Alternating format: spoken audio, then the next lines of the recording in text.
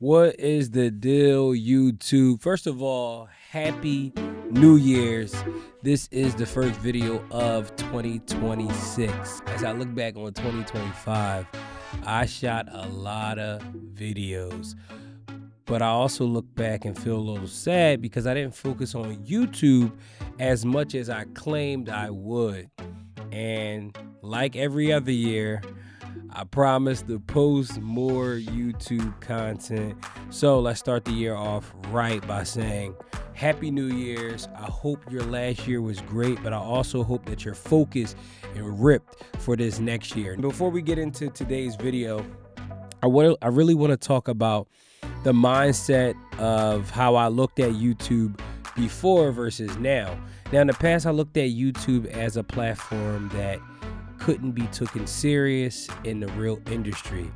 And as the industry is changing with like Netflix buying Warner Brother, which means more streaming movies, it means that the industry is changing. And I think that in the past, YouTube could cripple you and put you in a box. I don't think that box is there anymore. The direct to consumer from independent filmmakers and just films in general are more accessible with so many different streaming platforms like Tubi, Netflix, just Amazon, Apple TV. It's so many productions being done on so many different streaming platforms. You don't feel like you have to be in Hollywood anymore. So I think for our generation, we need to start focusing on what's the future. And I think for films, if you want to tell your story, it's going to be more direct to consumer, where you shoot a movie, you make a website, or you put it on one of those streaming platforms and you watch it perform. Which that means you don't have to feel like you have to follow Hollywood. I feel like the only thing that Hollywood has that you don't get the experience of as an independent filmmaker that's making movies and writing scripts and doing it, pretty much doing it on your own, from shooting it and putting it out, is maybe you won't get to be invited to every award, but who cares? I think that at some point you probably will be, but right now we just gotta make our movies best that we can, come up with budgets and get them shot. So yeah, that's how I used to look at YouTube in the past, as maybe it'll cripple me trying to be a director because I don't want people to be like, that's just a YouTuber. I don't care how good his work is, he's a YouTuber. Where that mindset is gone, I'm focused on building my own brand, building my own table, and I'm not worried about being accepted to anyone's table anymore. I'm worried about my own table. So yeah, so 2026 is all about building myself up, and that's something that you need to focus on, because if you don't have a community, you won't be able to go in those groups anyway. You need to build your own community, and that's what this year is. Me building my brand. If you don't know, it's called Middle Child Productions. Just me building a brand and a community for my following, and from there I'll leverage that as best as I can to be able to be a part of those big Hollywood groups. I definitely want to be a part of Hollywood. I want to be able to go to the Golden Globes, go to the Oscars, go to all these awards, but I got to put the work in, and as an independent director, you got to do a lot of work. So we'll see how it goes, but the new mindset is flood YouTube with all cinematic content, all learning, informational videos, stuff that I can grow with people with, and people can grow with me, I guess, right? So yeah, so goal number one is to hit 1,000 subscribers. We're at 8 something. I don't see why we're not there yet, but I also say I'm not consistent enough, so that's what we're going to focus on, being consistent. At least a video a week if we're perfect, but aiming for a video every week should provide me the chance to make good videos and consistent videos. All right, guys, so I was talking about 2025 and how I shot a lot of videos. For the most part of 2025, I shot a lot of independent, low budget music videos. Now, for anybody that wants to get into music videos, there are 5 essential things that you need. This is not about price. This is just things that you need, things that people might not think they need. Most of the stuff you probably know you need, but it's just like 1 or 2 things that you probably don't think you exactly need. So, yeah. Let's jump into the video. All right, so number 1, you need a camera. Now, I cannot show you a camera because I'm actually shooting on my R5C, but I use a Canon R5C. Great camera, I love it. It shoots 8K, it shoots 4K, it shoots 6K, it shoots all the Ks. That sounded crazy. For me, I need a camera that I can color correct. Now, this camera allows me to shoot in RAW, that I can go in and color correct all the colors. That's extremely important. So I would tell you to get a camera that allows you to shoot RAW capability. Now, you do not have to have that, but that's just the number 1 thing I would say. Get a camera that you're able to color correct. Why? Because you're able to tell a story better, and people can actually feel more connected when it's been color corrected, color graded perfectly, if I may say. Yeah, so number 1 is camera. Make sure you get a good camera. You can do any camera that's 4K, but just make sure, if you can, get a camera that shoots RAW capabilities. All right, so with that camera, you're gonna need a lens. Now, they sell a lot of primes. You know, you can go 16, 24, 35, 50, 85, 24 to 70, 16 to 35. Every brand of cameras have different focal lengths, focal sizes, whatever. I would tell you to get, for your first lens, if you only can buy 1 lens, it's a 24 to 70. No matter if you have a Sony camera, if you have a Canon camera, 24 to 70 is going to be your best lens to work with and start with. Why? Because you get wide at 24 and you get a very close focal length at 70. So I would go for a 24 to 70, just my opinion. I've shot a lot of videos, and it's the best lens to be quick. It's the best lens to start out with. And then from there, if you want to go buy primes, you can. Now with primes, if you're getting good primes, they can be easily over $1,500 to $2,000 for primes. That's why I tell people get the 24 to 70, because you kind of get a bunch of primes in one. So 24 to 70, no matter what brand, Sony, Canon, I would stick with a zoom lens, at least for the first good amount of videos till you learn music videos and things like that.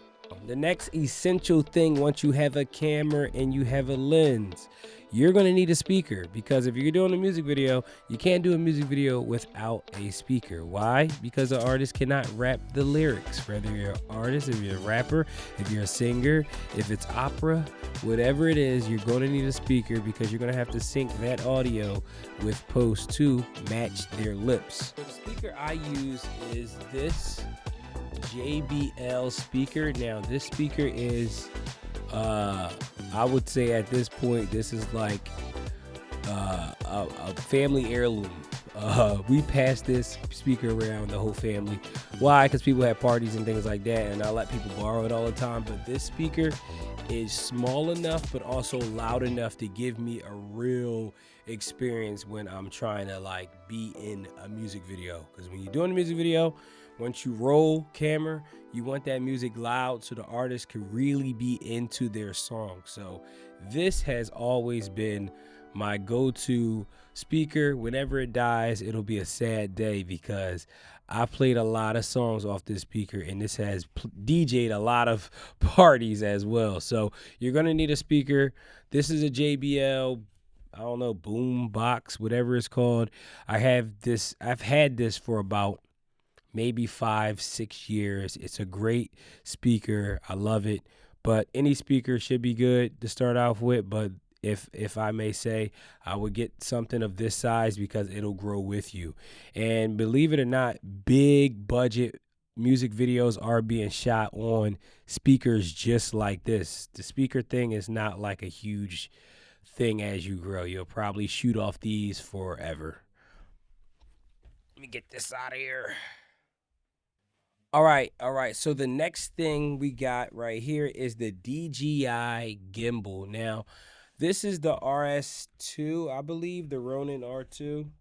This is probably my most favorite gimbal of all time. Why?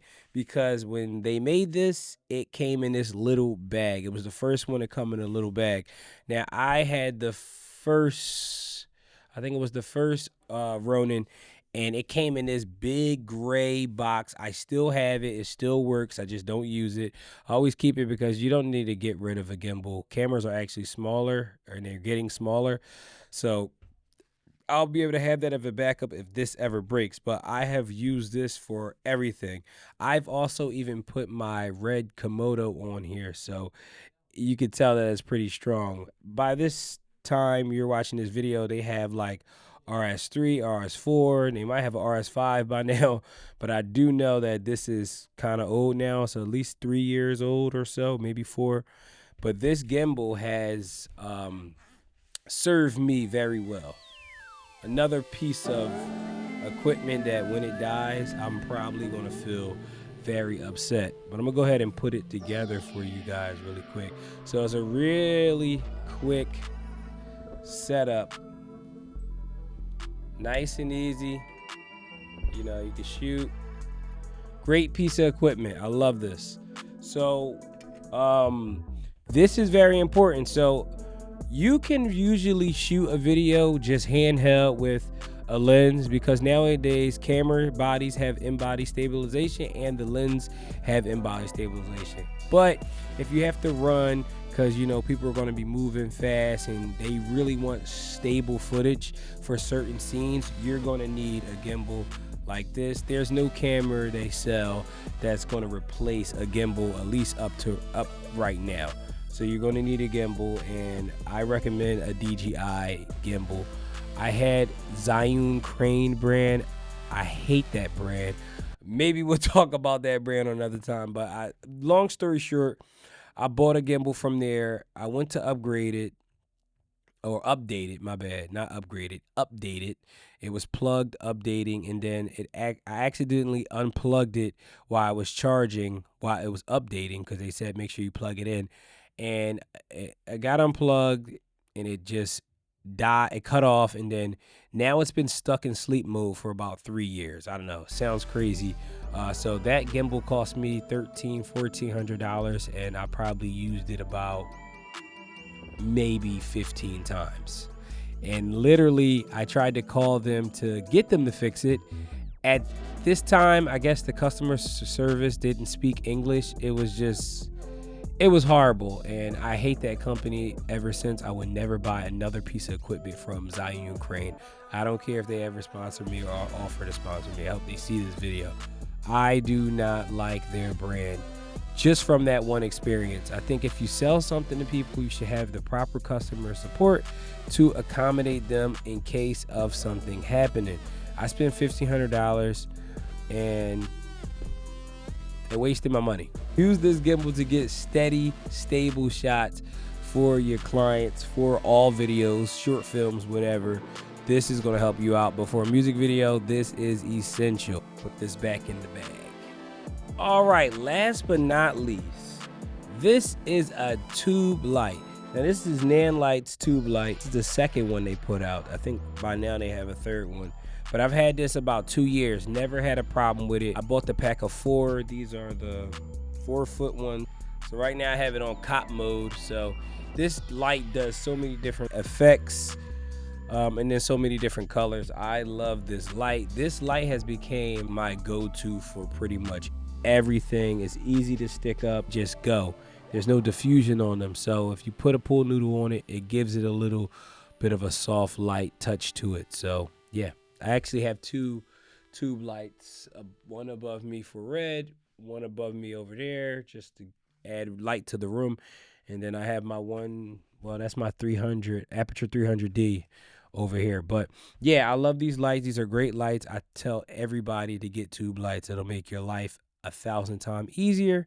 And you're going to use these on every film, like every interview I've seen, short films I've been a part of, they're hanging a pool noodle tube light above the actor or the interviewer's head. But yeah, so those are my essential things that you need. There are other things that you need to do music videos. We can get into those extra things another time, like, you know, what editing app you're going to use and things like that.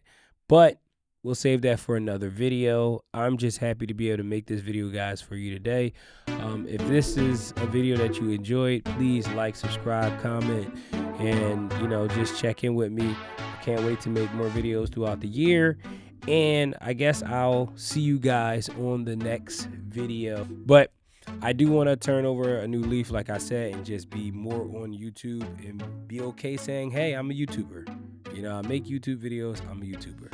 So I'll see you guys on the next video. Hopefully you like this video and you subscribe. So yeah, I'm going to find something to do. Bought this Supreme book.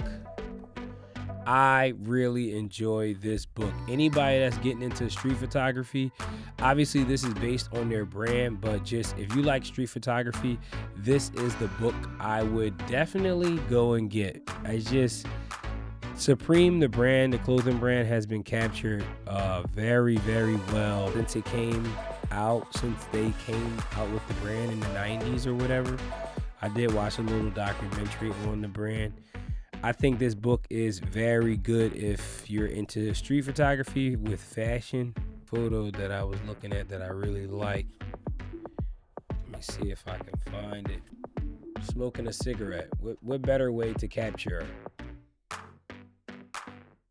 Nostalgic. The whole book gives you like this nostalgic feel when you were younger, learning how to skateboard and just at the park. Like if you grew up like me, just at the park, you'll understand this whole vibe. Like look at Juelz Santana. Like this is like a classic Juelz Santana photo.